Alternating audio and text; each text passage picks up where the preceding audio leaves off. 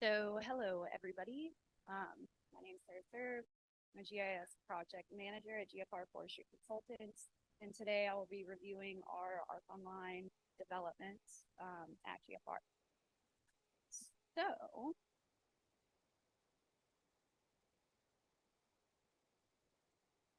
I'm hitting this.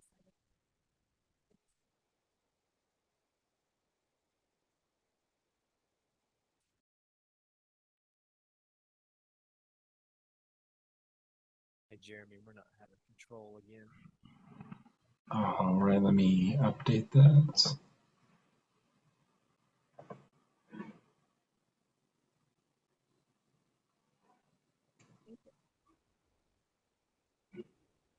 So, the topics I will cover is a quick introduction on GFR Forestry Consultants. Then we will go through our ARC Online developments, which we completed in 2 phases, that being our forest database and then our forest operations system.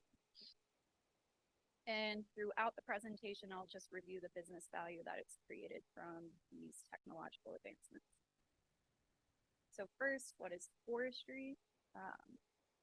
Considering this is a GIS conference, most of the public does not know what forestry is. And so it's the science and practice of establishing, managing, using, and conserving forests and associated resources in a sustainable manner to meet desired goals, needs, or values. At GFR Forestry Consultants, we just try to meet our landowners' goals and objectives in whatever way possible to an extent.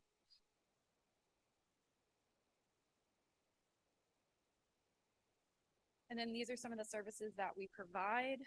We have 3 main buckets, that being forest management, timber harvesting, and other associated resources. In forest management, we conduct silviculture activities. In timber harvesting, we do a long list of activities that support that project as a whole. And then our associated resources is where we're seeing a lot of growth now, especially in the ecosystem services area. But yes, our services expand across forest management, timber harvesting, and associated resources. And then a little background on GFR. So it was founded in 1964 by Dan Gelbert. And then in 2004, it merged with Kent Fulbright and Henry Randolph to establish Gelbert, Fulbright, and Randolph Forestry Consultants. And so at the time in 2004, the company consisted of 4 employees across 150,000 acres and 2 states. And now, almost 20 years later, we consist of 38 employees and approximately 450,000 acres across 6 states. The map on the right just depicts the counties that we currently manage land in. So, an overview of the technological advancements. In the 1990s, everything was pen and paper. We managed our projects by filing cabinets. Our maps were hand-drawn, and timber inventory was done by pen and paper. And then in the early 2000s, we became digital, and we started implementing Excel and other Microsoft resources for managing projects. We started using ArcMap, used that to create maps. We had a GPS unit that helped us with navigation and inventory in the field, but all our data was just stored locally via hard drives. And now in 2023, we've implemented the Esri technology. We mainly use ArcGIS Pro and then a suite of ARC Online products, that being field apps, dashboards, and Survey 123.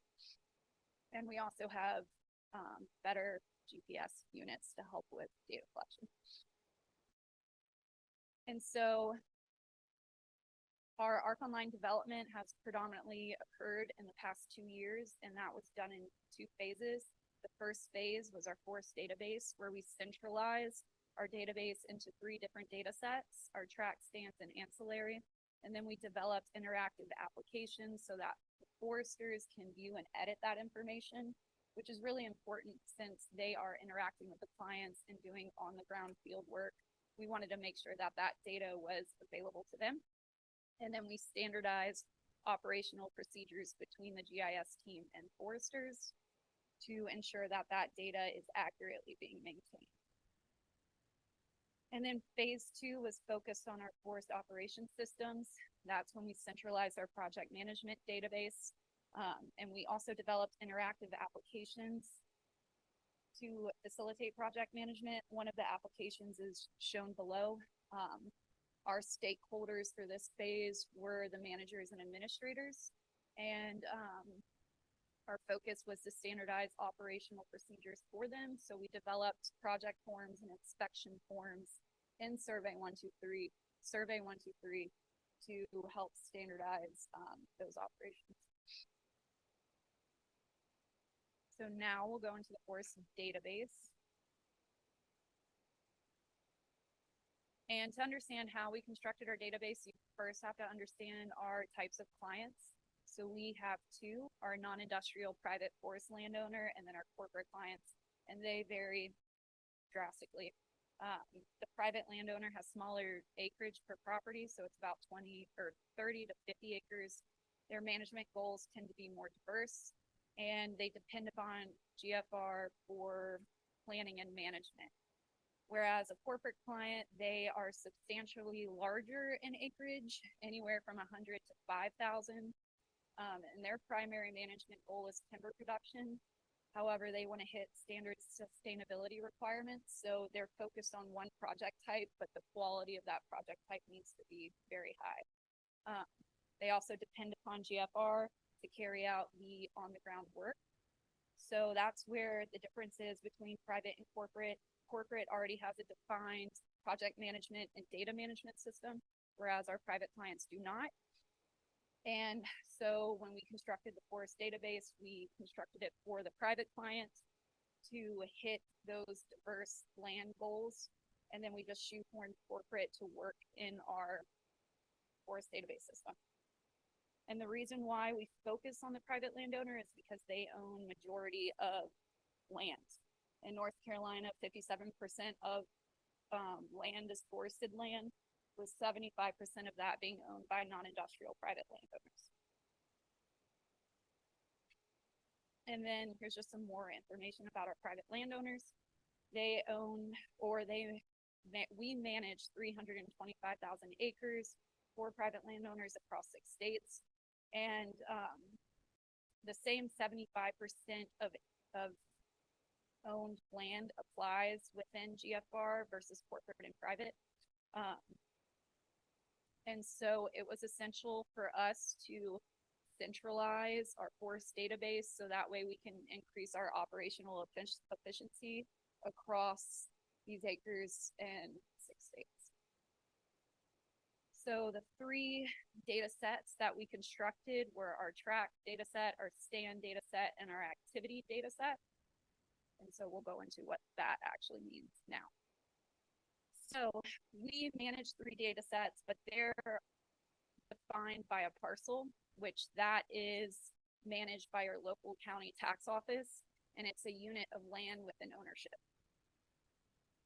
And then we have a tract, which is a group of parcels that have the same legal ownership.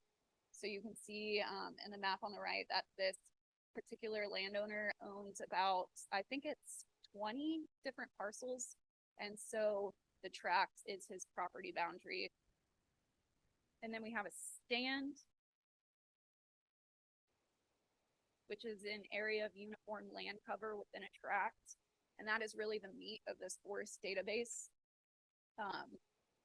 We will manage a stand the same throughout time. So a 2018, a planted pine stand that was established in 2018 would be managed different than a pine stand established in 1996. And so, yeah, it's important to have that information in here so that we can manage it accurately and all together in the future. And then we have our activity data set, and that's our defined area receiving a forest management practice at GFR. That's predominantly harvest or silviculture activities. And we use that kind of as like a placeholder before the activity happens. So that way we're keeping our stand database as accurate as possible. So for this client, he wants to do a final harvest on 5 different stands. And so instead of updating our database to reflect that harvest that is going to happen in the future, And then if that harvest falls through, our stand database isn't as accurate as it could be. So that's the benefit of having this activity database. And then this is just a workflow showing the GIS operations because our database can only be as accurate as what we're putting into it. And really the main importance of this workflow is just showing that our harvest and silviculture activities are not updated into our stand database until that activity is actually completed. And then this is just depicting the information, that part of the information that we're managing behind the scenes. For our stand, we have our stand characteristics, which is just holding the land cover type. And then we have any past activities and any future activities. And that is where the business value is generated, because we can leverage that information to be competitive in variable markets. And one example of that is the biofuels industry.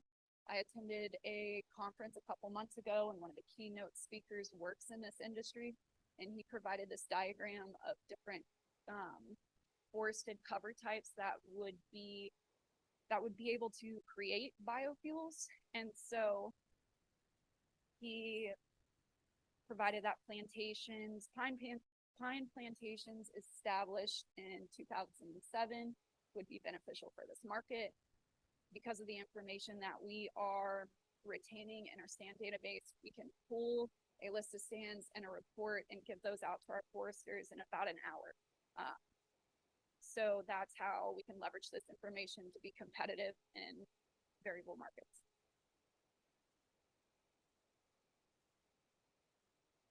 And so now that we have a standardized data set, we wanted to make that available to the foresters. And so we created a web application and also a field map. And we have a whole subset of data behind the scenes going on to facilitate that interaction with this, but I will not go into that in this presentation. But having this information available to the foresters significantly improved operations, because previously data was stored via hard drives. No one really knew what was accurate or what was not accurate, and to figure that out, it took a couple hours of research on past activities.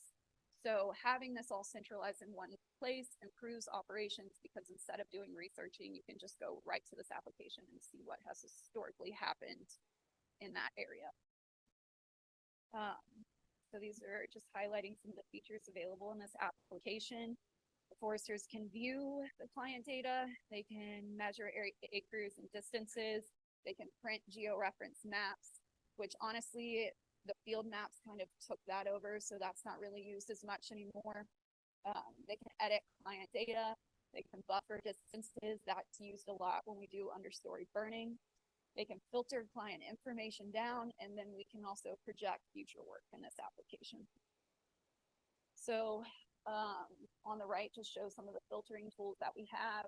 If we have a client come in saying he wants updated FMPs for his land base, we can just filter by him and know exactly where his tracks are and start that process. We also have a mill layer and a mill market layer that we use a lot when we're planning our harvest.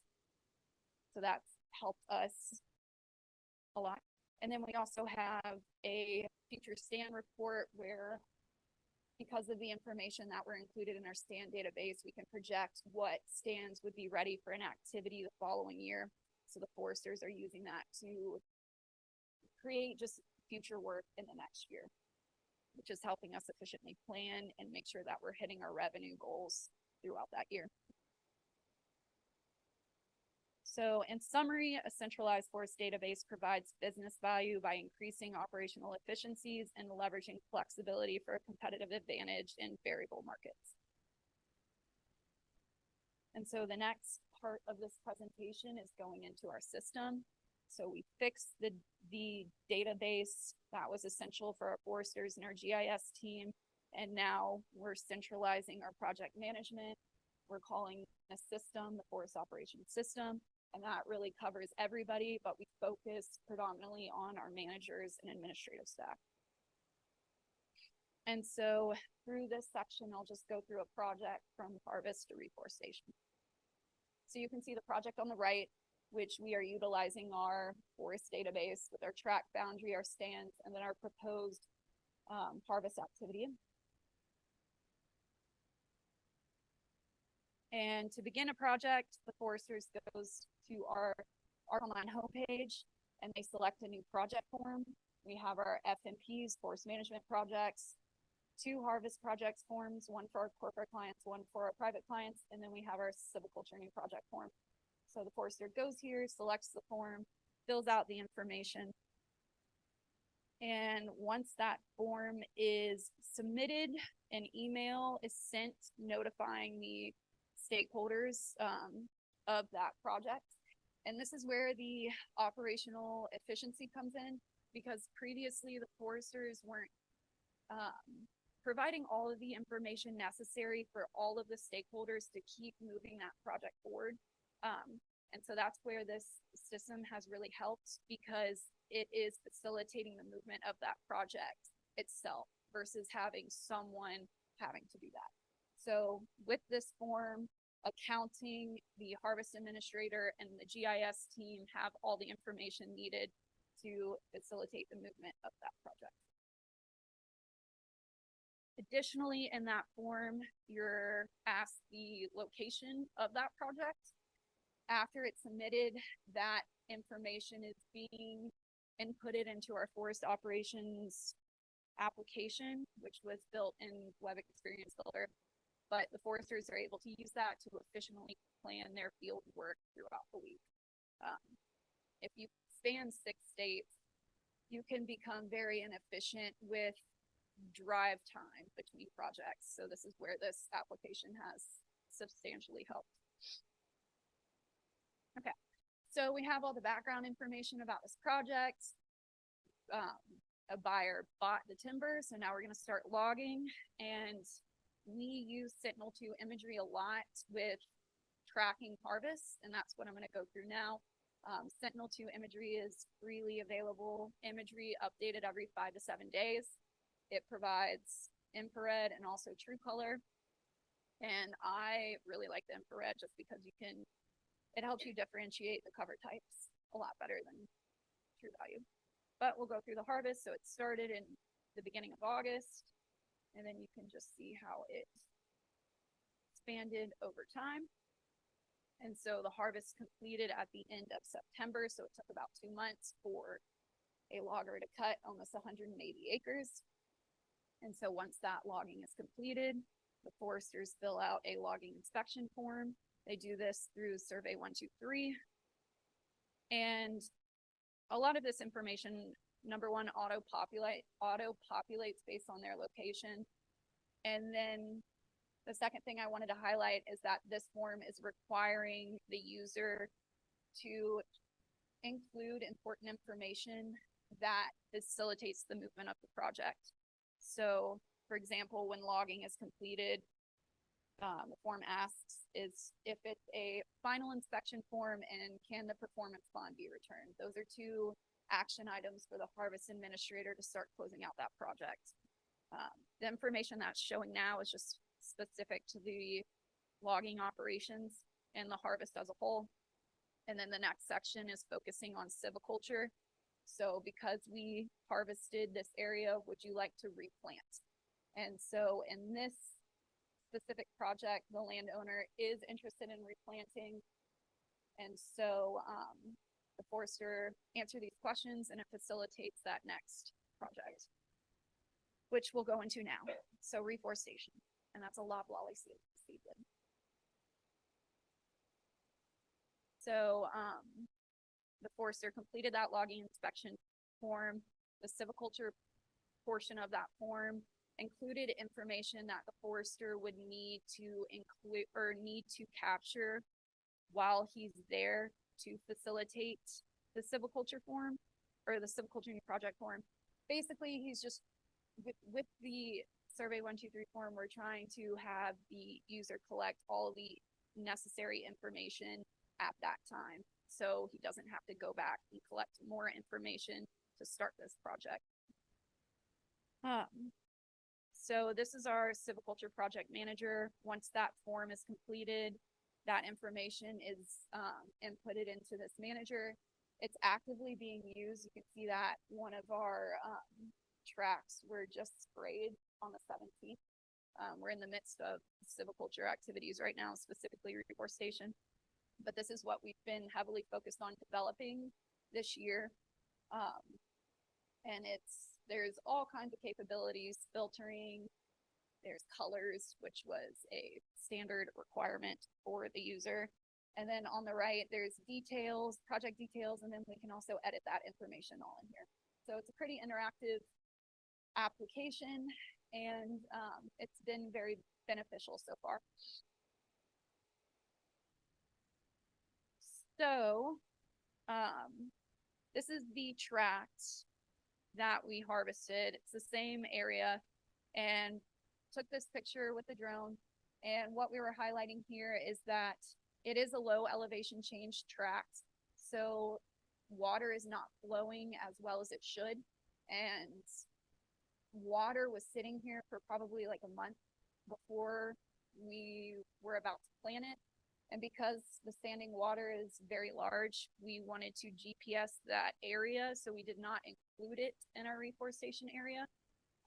Because the acres themselves is how we're projecting costs for the landowner. And so if we weren't planting those areas, we wanted to remove it from the cost.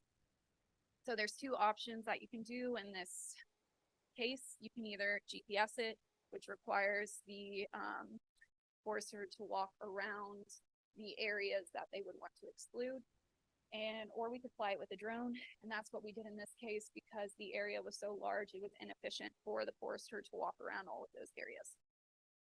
So we flew it. This was a picture of determining the flight path.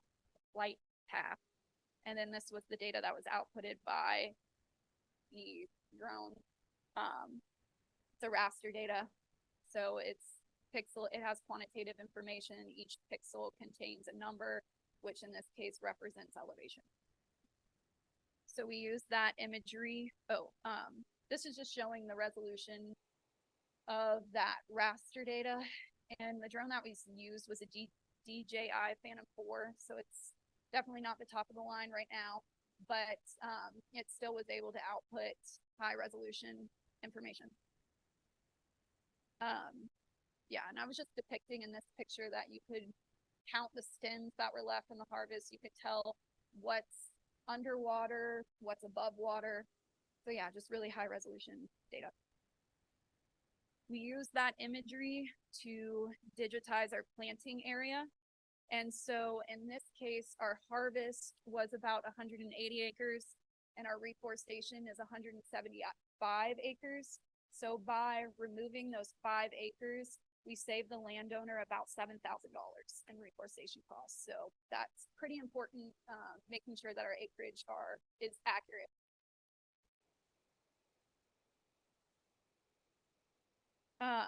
This is just a output of a process that was ran on the raster data. We created a hillshade, which you can see where the road comes down. This was a conservation easement, so you can see where the stream's running through. And then you can see where it was previously bedded in the upper right corner. And then these blocks right here are just material that was left from the harvest. So they decked there, cut the trees and pulled the trees over there. And what you're seeing is just leftover biomass from that harvest. We use that information to conduct a water flow analysis. Because standing water was left on the track and 5 acres of standing water, we wanted to see how water was flowing. And what we found was that in the areas that the track was previously bedded, which is over here up there, the bedding orientation that was chosen did not facilitate the flow of water. So the water is trying to come here down that so the water was not able to flow. And so it was just staying in those areas. We used this to determine where we wanted to put a ditch to facilitate the natural flow of the water.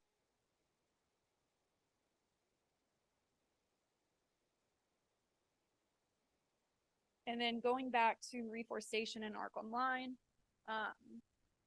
we contracted the tracks.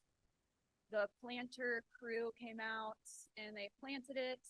Now the foresters a year later need to do a seedling survival audit. So they're going out, they're conducting that inspection. They are capturing information through the Survey 123 form, which again is quick and easy and providing all the information needed to facilitate the movement of that project forward.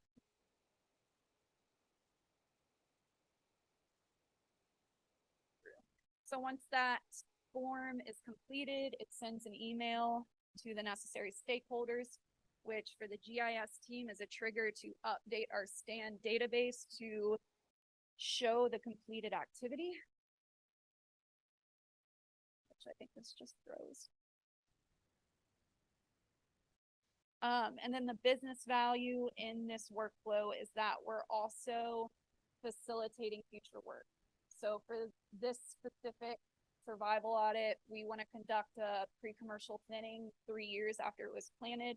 So we're entering that information in our stand database. So that way, when the foresters are working through their next year report, this stand comes up and they can include that in their yearly work. And so in summary, for the forest operations system, this provides business value by increasing operational efficiencies, which allows scalability and increases profit. And then again, just in summary, we reviewed the forestry or GFR forestry consultants, and then our 2 phases of ARC Online development, that being centralizing our forest database and then centralizing our forest operations system. And just to highlight, in the past 20 years, GFR has expanded by approximately 30 employees and 300,000 acres. And this growth was contributed to the technological advancements at that time. And so personally, I'm excited to see where GFR goes in the future due to the ARC Online advancements and development. And that's it. So thank you guys.